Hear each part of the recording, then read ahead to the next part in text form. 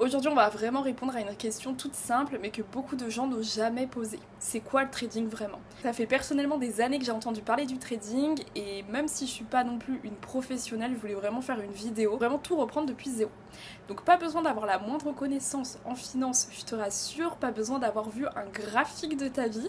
Donc si t'as déjà entendu parler de ce mot à la télé, sur les réseaux, ou peut-être dans la bouche d'un ami, et que t'as jamais vraiment compris exactement ce que c'était, dans cette vidéo, je vais vraiment tout expliquer vraiment simplement.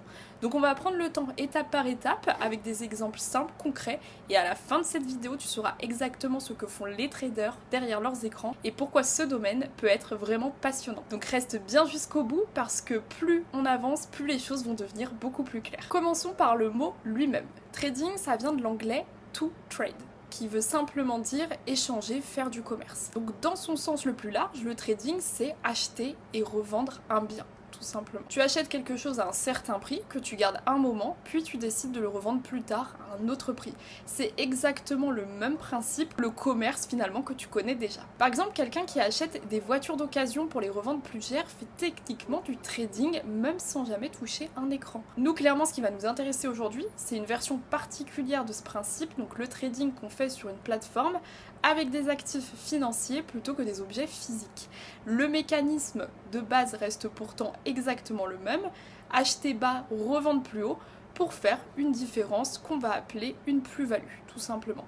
Donc c'est important de bien intégrer ce principe dès le départ parce que tout le reste qu'on va voir aujourd'hui en découle directement. Que ce soit une action, une devise ou une matière première, la mécanique de fond ne change jamais. Donc acheter, puis revendre en espérant faire une différence positive, tout simplement. Pour bien comprendre, prenons un exemple concret avec un objet que tu connais bien. On va prendre une voiture. Imagine que tu achètes une voiture à 50 000 € parce que tu penses que sa valeur va augmenter dans les mois qui viennent. Quelques semaines plus tard, la demande pour ce modèle explose et sa valeur grimpe à 55 000 €. Tu décides donc de la revendre à ce prix-là. Tu as investi toi 50 000 €, tu ressors avec une différence de 55 000 €. Donc la différence est de 5 000 €. C'est donc ton profit et c'est ce qu'on va appeler la plus-value. C'est exactement ce mécanisme-là que les traders répètent encore et encore, mais sur des actifs financiers plutôt que sur des voitures. Donc cet exemple est vraiment simple mais contient déjà toute la logique que tu vas retrouver dans absolument tous les marchés financiers. Mais attention, ce mécanisme il fonctionne aussi dans l'autre sens et c'est essentiel de le comprendre dès le départ. Reprenons la même voiture, achetée à 50 000 € toujours parce que tu penses que son prix va monter. Sauf que cette fois, la demande elle baisse. Plus personne ne veut ce modèle. Son prix descend petit à petit jusqu'à 45 000 €. Si tu décides de la revendre à ce moment-là, tu ressors donc avec 45 000 € alors que tu as investi 50 000 €. La différence est de 5 000 €, mais là, c'est ta perte. C'est le risque fondamental du trading. Le prix peut monter comme il peut descendre et tu ne contrôles jamais totalement le marché. C'est aussi pour ça que le trading n'est jamais un jeu sans risque. Personne ne peut prédire avec certitude la direction future d'un prix, même les traders les plus expérimentés. Une petite parenthèse qui va t'aider à comprendre comment on trade aujourd'hui. Il y a quelques décennies, les traders n'avaient pas d'ordinateur ni d'application sur leur téléphone, pas comme aujourd'hui. Pour acheter ou vendre, ils devaient littéralement appeler leur courtier au téléphone et lui dire je veux acheter 200 actions de telle entreprise. Et c'est d'ailleurs ce que tu retrouves souvent dans les films, comme des gens qui crient au téléphone dans les bureaux. Et je pense que tu as la référence notamment avec le loup de Wall Street. Donc tu ouvres une application ou un logiciel, tu cliques sur acheter ou vendre et l'ordre part automatiquement. Mais le principe de fond n'a absolument pas changé depuis cette époque. Tu donnes un ordre et quelqu'un l'exécute pour toi sur le marché. Et cette évolution technologique a aussi rendu le trading aujourd'hui beaucoup plus accessible. Parce qu'avant, il fallait être professionnel avec des contacts dans la finance pour espérer trader. Aujourd'hui, n'importe qui peut ouvrir son compte en quelques minutes depuis son téléphone. Maintenant qu'on a le principe de base, élargissons un peu qu'est-ce qu'on peut réellement trader.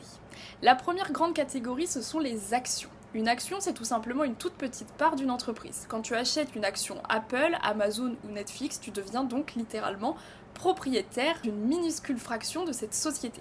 Si l'entreprise se porte bien et que sa valeur augmente aux yeux du marché, la valeur de ton action augmente aussi. Tu peux alors la revendre plus cher que ton prix d'achat, exactement comme la voiture de tout à l'heure. Le prix d'une action bouge en fonction de plein de facteurs, les résultats financiers de l'entreprise, les nouvelles qui la concernent ou même le climat économique général. Certains traders étudient ces facteurs en détail. Et on va appeler ça l'analyse fondamentale et ça on va y revenir en détail dans une prochaine vidéo. Deuxième grande catégorie, c'est les devises, c'est-à-dire les monnaies. Tu ne les remarques peut-être pas au quotidien, mais la valeur de chaque monnaie fluctue en permanence par rapport aux autres.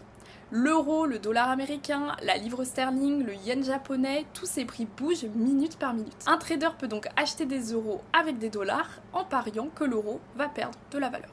Si sa valeur augmente, effectivement, il peut revendre ses euros contre des dollars et récupérer plus qu'il n'avait investi au départ. Le marché des devises, qu'on appelle aussi le forex, est le marché financier le plus liquide au monde, avec des milliers de milliards d'euros échangés chaque jour. En réalité, c'est énorme. Il est même ouvert presque 24 heures sur 24, du dimanche soir au vendredi soir, parce que les grandes places financières du monde entier se relaient. Troisième catégorie, les matières premières comme l'or, l'argent, le pétrole ou l'aluminium. Là, on va être sur des ressources physiques, mais qui ont elles aussi un prix qui évolue en permanence sur les marchés. Bien sûr, il y a une catégorie plus récente, les crypto-monnaies, comme par exemple le Bitcoin ou l'Ethereum. Une crypto-monnaie a une valeur exactement comme une devise classique, et cette valeur fluctue parfois très fortement d'un jour à l'autre. Dans tous les cas, le principe reste identique à chaque fois. Acheter à un prix dans l'espoir de revendre plus cher plus tard. Le prix d'une matière première dépend souvent de l'offre et de la demande. S'il y a une pénurie de pétrole, son prix a tendance tout simplement à grimper. Pour les crypto-monnaies, c'est un peu différent. Le prix dépend beaucoup de l'adoption, de la confiance des investisseurs et parfois des simples annonces sur les réseaux sociaux. Maintenant, comment on fait concrètement pour acheter et vendre tout ça? Donc il te faut un compte chez ce qu'on appelle un broker ou un courtier en français. Le broker, ça va être tout simplement l'intermédiaire entre toi et le marché. Donc c'est à lui que tu donnes ton ordre, je veux acheter, je veux vendre sur telle quantité et à tel prix. Lui, il se charge ensuite de faire exécuter cet ordre directement sur le marché. En échange de ce service, le broker prend une petite commission sur chacune des transactions. Et c'est comme ça qu'il se rémunère. Donc plus tu trades, plus il gagne un peu d'argent, indépendamment du fait que toi tu gagnes ou tu perdes.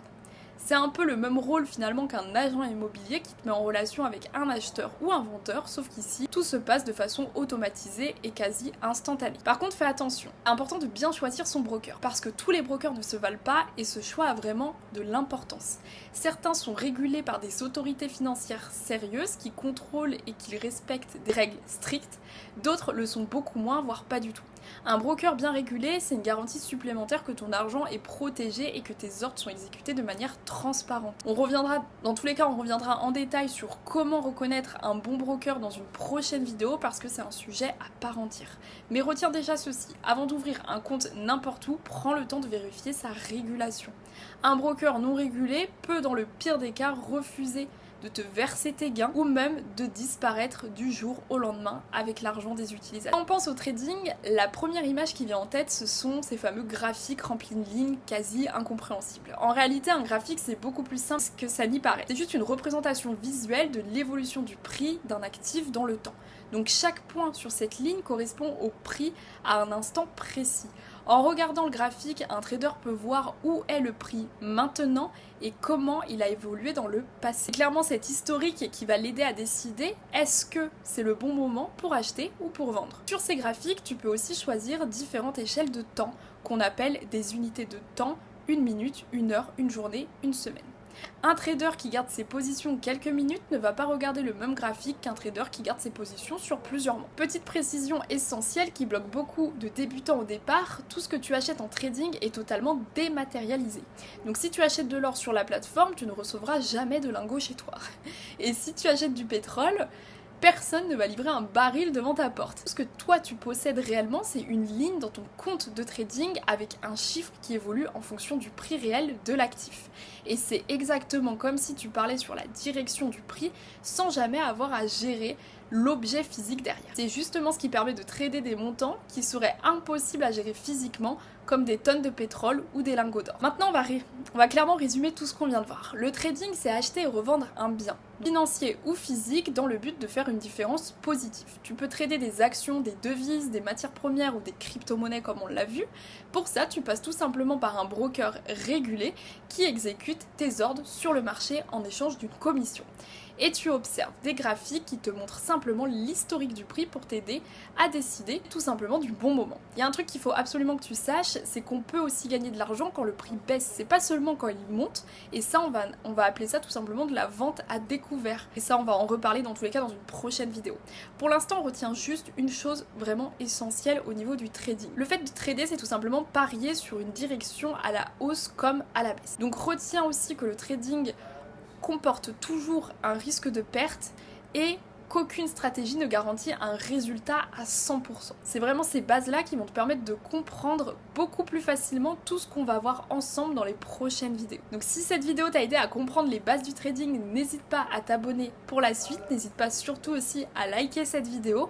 On va justement creuser tous ces sujets-là un peu plus dans les prochaines vidéos, que ce soit les brokers, les graphiques, la vente à découvert et bien plus encore. Toutes les ressources et le lien du canal Telegram gratuit sont juste en description. Surtout n'hésite pas à laisser tes questions en commentaire si tu en as, moi je lis absolument tout et j'essaye de répondre au maximum.